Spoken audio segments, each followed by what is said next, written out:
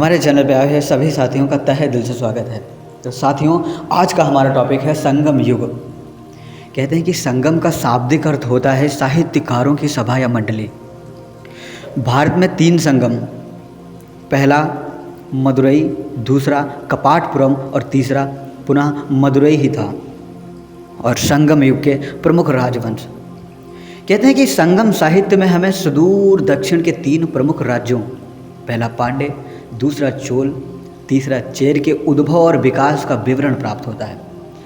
संगम साहित्य 3 संगम हुए हैं और प्रथम संगम स्थान मदुरई ही माना जाता है। कहते हैं कि 89 पांड्य राजाओं का संरक्षण भाग लेने वाले कुल 549 संस्थान थे और 7 कवि थे और 4499 लेखक थे, जो 4400 वर्ष तक चला। और अध्यक्षता ऋषि अगस्त जी की थी। कहते हैं प्रमुख उपस्थित देवता अगस्त्य, तिरुपुरा मेरिथा जो शिव कहे जाते हैं, और कुमरा मेरिंडा जो मुरुगन या सुब्रह्मण्यम कहा जाता है, और मुरांजीयुर आदि शेष। मानक ग्रंथ, पहला अक्कतियम अर्थात अगस्त्यकृत, दूसरा परिपदल, तीसरा मुदनरे, चौथा मुदकुग और 5वां कलरिया विरवी आदि हैं। कहते हैं उपलब्ध ग्रंथ कोई नहीं है। और इस संगम के आचार्य थे अगत्यार या अगस्त्य, जो कि उत्तर भारत से आर्य संस्कृति को लेकर दक्षिण भारत आया था। साथियों, अगर द्वितीय संगम की बात करें तो स्थान कपाटपुरम, जो वर्तमान में अल्वे समुद्र में विलीन है। कहा जाता है कि 59 पांड्य राजाओं का संरक्षण था। भाग लेने वाले 49 अकादमी सदस्य, 3700 कवि और 3700 वर्ष तक चला। और इस संगम के आचार्य थे अगत्यार्यों तोलकाप्यार, जो कार्यकारी अध्यक्ष थे। अगर मानक ग्रंथों की बात करें, अक्कतियम अर्थात अगस्त्यकृत, दूसरा तोलकाप्यम, तीसरा महापुराणम और चौथा इसे नुनुक्कम, 5वां भूत पुराणम, 6ठा केली, 7वां कुरुकु और 8वां बेंदाल योम ब्यालमलय आदि थे। तोलकाप्यम के लेखक तोलकाप्पियर जी थे। अगर उपलब्ध ग्रंथों की बात करें तो तोलकाप्यम यह तमिल भाषा का प्राचीनतम व्याकरण ग्रंथ है।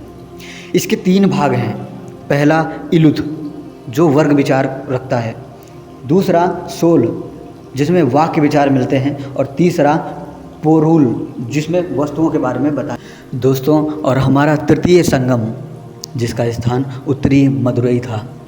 कहते हैं इसमें 49 पांड्य राजा और 49 संस्थान और 449 कवि सम्मिलित थे। और कहा जाता है यह 1850 वर्ष तक चला। और प्रमुख अध्यक्ष नकीरर जो अध्यक्ष थे, पांड्य राजा उद्र, सितैले, सितनारा, कपिलर और परनर आदि थे। कहते हैं इस संगम के आचार्य थे नकीरर, अर्थात इस संगम के आचार्य नकीरर थे। अगर प्रमुख ग्रंथों की बात करें, अर्थात प्रमुख मानक ग्रंथों की बात करें, तो पहला पदित्तुपुत्र, दूसरा परिपादल, तीसरा वरि और चौथा वैरिशय आदि थे। और द्वितीय शताब्दी तमिल साहित्य का स्वर्ण युग कहा गया है, जिसे अगस्त युग भी कहते हैं। तृतीय संगम में जैन, बौद्ध, हिंदू तीनों संप्रदाय के लोगों ने भाग लिया था। और 5 महाकाव्य भी हैं। पहला शिल्पाधिकारम जो नुपुर की कहानी बताता है, और लेखक इलांगो आदिगल जो बौद्ध धर्म से हैं। कहते हैं दूसरा मणिमेखले, लेखक सितलय सितनारा जो बौद्ध से हैं। तीसरा जीवक चिंतामणि, लेखक तिरुतक देवर जो जैन से हैं। और चौथा वलयपले। और 5वां महाकाव्य कुंडल केसी है। और तृतीय संगम में 5 काव्य भी माने जाते हैं। पहला यशोधरा काव्यम जो संस्कृत ग्रंथ पर आधारित है, दूसरा चूड़ामणि जो सबसे बड़ा और सबसे अच्छा काव्य है, और तीसरा उद्यन काव्यम, और चौथा नागकुमारम, और 5वां नीलकेशी जो बौद्ध दर्शन पर आधारित काव्य है। कहते हैं कि दक्षिण भारत में आर्य संस्कृत अगस्त ऋषि ने फैलाई थी और संगम युग का समय लगभग 300 ईसा पूर्व से 300 ईस्वी तक चला। दक्षिण भारत की प्राचीनतम भाषा तमिल है और संगम शब्द का प्रयोग विद्वत परिषद के लिए होता था। कहते हैं कि विद्वत परिषद मदुरई एवं कपाटपुरम में आयोजित होती थी और पांड्य शासकों की राजधानी मदुरई में ही थी। तोलकाप्पियम की रचना तोलकाप्पियर ने की थी, जिसे तमिल भाषा का व्याकरण कहा जाता है। कहते हैं शिल्पाधिकारम की रचना इलांगो आदिगल ने की थी और यह एक प्रेम कथा है। यह तमिल काव्य का इलियड कहलाता है और जिसे मणिमेखले सितलैसित नार ने लिखा था। इसे तमिल काव्य का ओडिसी कहा जाता है। इसमें संगम युगीन ललित कला के विकास का उल्लेख है और चेर राज्य की राजधानी वांजिया कुरुयुर थी। चोलों की राजधानी उरेयुर में थी। चोलों का राजकीय चिन्ह बाघ था। कहते हैं कि संगम युग में सती प्रथा का उल्लेख मणिमेखले अभिलेख में मिलता है और मेगास्थनीज ने सर्वप्रथम पांड्यों का उल्लेख किया है। चेर देश गोल मिर्च एवं हल्दी के लिए प्रसिद्ध था। चेरों का राजकीय चिन्ह धनुष था और उरेयुर जो सूती वस्त्र के लिए प्रसिद्ध था। बड़े कृषक तथा शासन वर्ग को बेल्लाल कहा जाता था और शिकारियों को एनियार कहा जाता था। पांड्य देश मोतियों के लिए प्रसिद्ध था और पांड्यों का राजकीय चिन्ह मछली था। कहते हैं कि वेंगी नदी पांड्य राज्य की जीवन रेखा थी और यवन व्यापारियों की बस्तियां मुजरिस, पुहार तथा तोंडी में थी। रथों को बैलों से खींचा जाता था और संगम काल के प्रमुख निर्यात मोती, मसाले, कीमती पत्थर, हाथी दांत से बनी वस्तुएं थी और संगम काल की प्रमुख फसलें धान, गन्ना एवं रागी और जिसे मरुआ कहा जाता है जो थी। संगम कालीन समाज, पहला अरसर जो शासक वर्ग में आते थे, दूसरा अडनर जो ब्राह्मण में आते थे और तीसरा वेनिगर जो वणिक में आते थे और चौथा वेल्लाल जो कृषक में आते थे।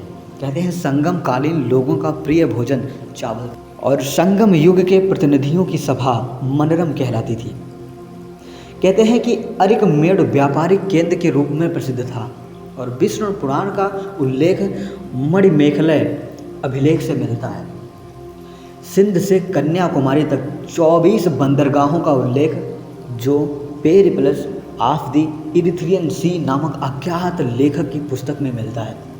कहते हैं कि सबसे शक्तिशाली चोल शासक करिकाल था और भारत एवं रोम के बीच व्यापार का पता पेरिप्लस ऑफ द इरिथ्रियन सी से चलता था। मानसून की खोज हिप्पोलस ने की थी और रोमनों ने मुजरिस स्थल पर अगस्टस का मंदिर बनवाया था और पत्नी पूजा चेर शासक सेन गुट्टुवन के शासनकाल से प्रारंभ हुआ था। चोल शासक करिकाल ने कावेरी नदी पर लंबा बांध बनवाया था और भूमि कर को करय, सीमा शुल्क को उल्गु तथा अतिरिक्त कर को इखय कहा जाता था। तमिल क्षेत्र में छोटे गांव को सिकर, तटीय शहर को पट्टिनम, प्रमुख सड़कों को साले और एवं नगर की मुख्य गली को तेरु कहा जाता था। और कहते हैं कि संगम युग का सर्वाधिक लोकप्रिय देवता मुर्गन माना जाता था। इंद्र, मुर्गन, शिव, विष्णु, कृष्ण, बलराम को संयुक्त रूप से देववृंद कहा जाता था। संगम युग में मंदिर को नागर कहा जाता था और संगम युग की संस्कृति तमिल और आर्य संस्कृतियों का संवन्न है। दोस्तों, ऑडियो पसंद आया हो तो कृपया चैनल को लाइक, सब्सक्राइब, शेयर करना ना भूलें। धन्यवाद।